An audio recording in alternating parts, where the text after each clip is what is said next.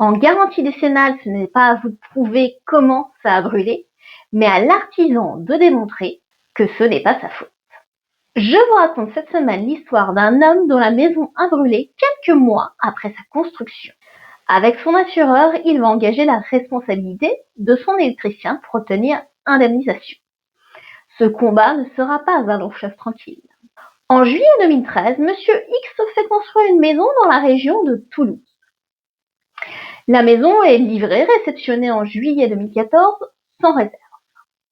Malheureusement, 6 mois plus tard, en décembre 2014, à 6h45, Monsieur X constate une coupure d'électricité.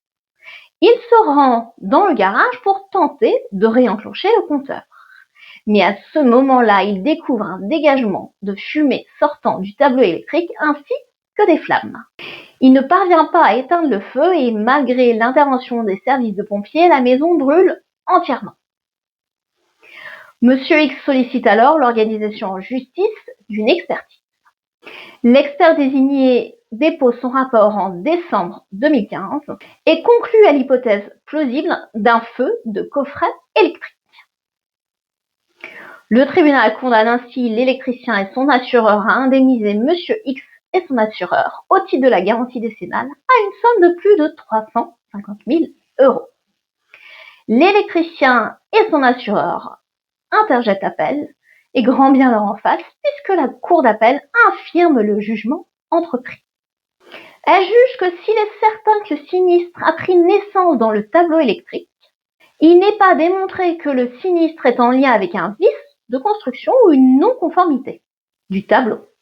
Monsieur X et son assureur forment un pourvoi en cassation. Ils invoquent un argument. L'électricien est responsable de plein droit du sinistre ayant une origine électrique, quand bien même sa cause exacte serait indéterminée, sauf s'il démontre que les dommages proviennent d'une cause étrangère. À votre avis, ont-ils obtenu gain de cause? La réponse est oui. Dans cet arrêt du 11 septembre 2025, la Cour de cassation casse l'arrêt d'appel. Elle juge que, s'agissant du lien d'imputabilité, il suffit au maître de l'ouvrage d'établir qu'il ne peut être exclu, au regard de la nature ou du siège des désordres, que ceci soit en lien avec la sphère d'intervention du constructeur en question. Et lorsque l'imputabilité est établie, la présomption de l'article 1792 du Code civil joue et il appartient au constructeur de démontrer l'existence d'une cause étrangère. Ici, l'imputabilité au tableau électrique était démontrée. Il appartenait donc au constructeur, s'il voulait se dédouaner, de prouver l'existence d'une cause étrangère.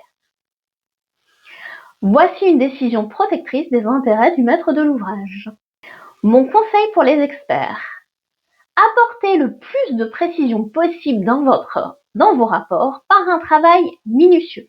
C'est en excluant toutes les autres causes, toutes les autres hypothèses de départ de feu que l'expert, en déterminant la cause plausible du départ de feu, a permis l'indemnisation du maître de l'ouvrage. Si cette vidéo vous a plu, je vous invite à la commenter, à la liker ou la partager. Vous pouvez naturellement vous abonner pour suivre toutes mes vidéos. Quant à moi, je vous dis à la semaine prochaine pour une toute autre thématique.